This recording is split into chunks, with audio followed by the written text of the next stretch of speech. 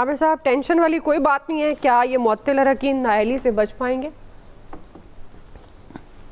دیکھیں، پہلے دن سے ہم کہہ رہے ہیں کہ ملک احمد خان بڑے ٹھنڈے آدمی ہیں اور گہرے بھی ہیں. ان کا نام ساری دنیا نے جنرل باجوہ کے ساتھ جوڑا کہ یہ ان کے آدمی ہیں، ان کے بھتیجے بنے ہوئے ہیں. اور دیکھیں پھر اس میں جو آج پنجاب کے وزیر خزانہ ہیں وہ اوپنلی تھے کہ وہ سپیکر بن رہے ہیں.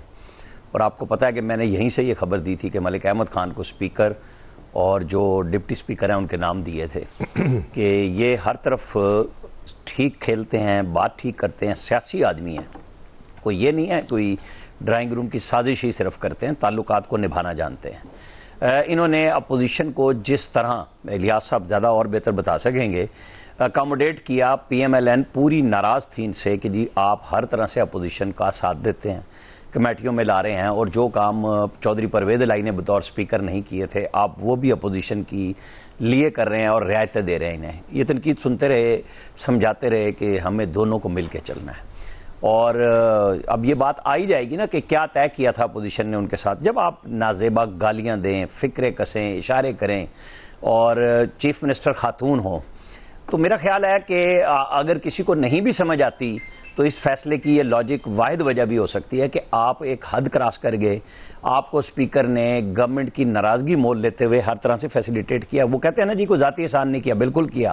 انہوں نے اپوزیشن کے اوپر بے پناہ ذاتی احسانات کر کے ان کو ہر طرح سے فیسیلیٹیٹ کیا. آج اگر لوگ نہ مانیں یا کسی ایک کی محبت میں یہ بات بھول جائیں کہ سیاست اس چیز کا نام نہیں ہے کہ صرف آپ اپنا سر جھکا کے اور چلتے رہیں. اور پی ایم ایل این نے اپنی پالیسی کو کچھ بدلنے کا بھی شاید فیصلہ کیا ہے کہ یہ جو مسلسل گالیاں کھا کے وہ کہتے ہیں نا بے مزہ نہ ہوا اور پی ٹی آئی کو بڑھنے دیا، تو یہ پہلی رکاوٹ ہے. اور یہ ایک راستہ بھی دیا جانا پہلے دن سے طے تھا کہ آپ پریشر بھی ڈالتے ہیں. اب اگر پی ٹی آئی آ کے یہ سمجھے گی کہ ہم نے سپیکر کو دبا لیا تو آپ اس کے ایکشن کو آگے بڑھتے دیکھیں گے.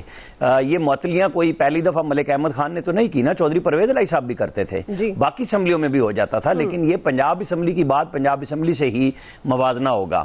پریس گیلری کا میں کہہ چکا ہوں کہ ان کے پورے ٹینیور میں کیا یہاں پہ کبھی بات ہوئی کہ چودھری پرویز الہی کے دور میں پریس گیلری بند تھی پنجاب اسمبلی کی. چاروں صوبوں میں سے 3 کی بند ہے اور مرکز میں بھی کھلی بھی ہے، سینٹ میں، قومی اسمبلی میں. تو یہ کس قسم کی جمہوریت وہاں پہ رائج تھی؟ نہیں ہونا چاہیے تھا نا. لیکن کوئی نہیں بولتا تھا، ہمارے دوست ہیں ٹھیک ہے. لیکن اب آج آپ کو تقابلی جائزے میں ساری باتیں سچی کرنی پڑیں گی نا کہ یہ ایسا کیوں تھا. آخر جرنلسٹ کیا کہتے تھے اس وقت؟ کوئی نہیں بولتا تھا. آج ایم پی ایز کے لیے بول رہے ہیں. ایم پی ایز کو حق ہے، ہم ہمیشہ کہتے ہیں کہ کرسیاں بھی چلاتے ہیں، سب کچھ کرتے ہیں، لیکن اس قسم کی واہیاتیاں کرنا کسی بھی طرف سے وہ بالکل درست بات نہیں ہے. سپیکر نے ایک راستہ اگر نکالنے کی کوشش کی ہے، میرے خیال میں وہ بہتر راستہ ہے. اس میں وہ یہ نہیں ہے کہ جی وہ کوئی چیف الیکشن کمشنر سے ملنے کے بعد چلے گئے تو وہ تصویر سے گھبرا گئے. نہ الیکشن کمیشن گھبرایا اور نہ ملک احمد خان گھبرائے. گھبرانے کی بات ان کے لیے جن کو سمجھ آ رہی ہے کہ پھر آگے کیا ہونا ہے. اتھارٹیرین رجیم بھی کہہ دیتے ہیں، ڈکٹوریل بھی کہہ دیتے ہیں، کبھی اس کو کوئی کچھ نام دیتا ہے. تو آپ کو پھر فیس بھی کرنا پڑتا ہے کہ ساری جمہوری آزادیاں صرف اپوزیشن کے لیے نہیں ہیں، وہ اس گورنمنٹ بینچز کے لیے بھی ہیں جس کا سپیکر اسی طرح نگہبان ہے جس طرح وہ اپوزیشن کے بینچز کا نگہبان ہے. صحیح. جی فیصل صاحب.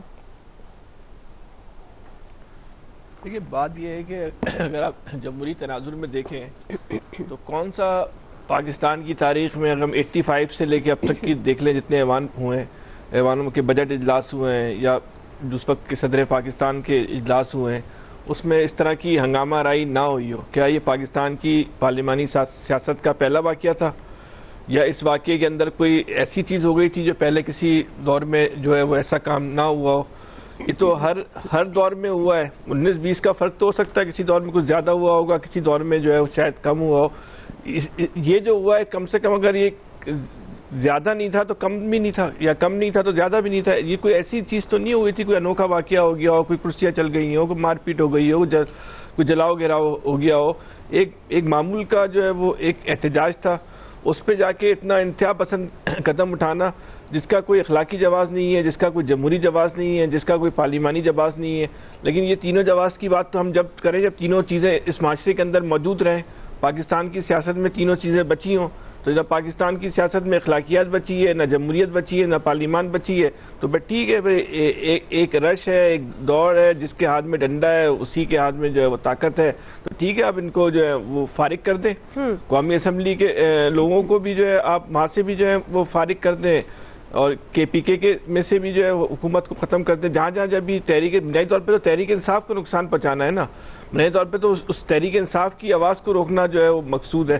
وہ وہاں کی وزیر اعلیٰ صاحبہ کو جو ہے وہ بری لگی ہے، تو انہوں نے بولا بھائی اس کو نمٹاؤ، تاکہ آئندہ وہ جو اجلاس ہو تو اس میں وہ سکون سے تقریر کر لیں. ٹھیک ہے، نمٹا دیں، کیا فرق پڑے گا؟ کوئی پاکستان کی سیاست میں کوئی بہت بڑی کوئی ڈرامائی تبدیلی تو نہیں آ جائے گی، کوئی پاکستان کی سیاست میں کوئی انقلاب تو نہیں آ جائے گا. ایک ہائیبریڈ سسٹم ہے، اس سسٹم میں ان کو رکھنے سے یا ان کو ہٹانے سے دونوں صورتوں میں کوئی فرق نہیں پڑ رہا. تو رہتے ہیں تو کوئی فرق نہیں پڑتا، ان کو فارغ کر دیں، ان پہ لا کے نون لیگ کے لوگوں کو دوبارہ بٹھا دیں، الیکشن کروا کے بٹھا دیں، کیا فرق پڑنا ہے. لیکن یہ مناسب روایت نہیں ہے. لیکن تاریخ جب لکھی جائے گی تو یہ یہاں کے اسپیکر کے ریکارڈ پر اور یہ نون لیگ کے ریکارڈ پر تو بہرحال آئے گا کہ انہوں نے اس بنیاد پہ جو ہے اراکین کو جو ہے وہ نااہل کر دیا یا نااہل کرنے کے قریب لے کے گئے. انہوں نے بجٹ اجلاس میں جو ہے احتجاج کیا تھا، اس لیے جو نااہل کر دیا گیا. یہ بھی اپنی نوعیت کا ایک انوکھا اور منفرد واقعہ ہوگا. تو جب اتنے سارے مسلم لیگ نون نے اس ریکارڈ بنائے تو ٹھیک ہے، اس کے ایک ریکارڈ میں جو ہے ایک اور اضافہ ہو جائے گا. صحیح. جی الیاس صاحب. اسپیکر صاحب نے تو اپنا کام کر لیا. پہلے بھی اسلام آباد بھی گئے، الیکشن کمیشن سے بھی ملے، ان سے بھی جا کے مشاورت کی کہ کیا قانونی کارروائی کی جا سکتی ہے ان کے خلاف، ان کو ڈی سیٹ کرنے کے لیے. ساری صورتحال دیکھی. جب انہوں نے دیکھا کہ اس پر زیادہ نہیں وہ کچھ کر پا رہے تو پھر انہوں نے ظاہر ان کو دیکھا، کچھ دبایا. 10 اراکین پر تو جرمانے بھی عائد کیے گئے ہیں، کیونکہ جو ٹیبل پر چڑھ کے ناچے تھے، کودے تھے ان کے مطابق، اور جنہوں نے چیزوں کو بھی توڑا تو ان پر جرمانے بھی کیے ہیں 2.5 لاکھ کے قریب کر کے ان سب لوگوں پر، 10 اراکین پر.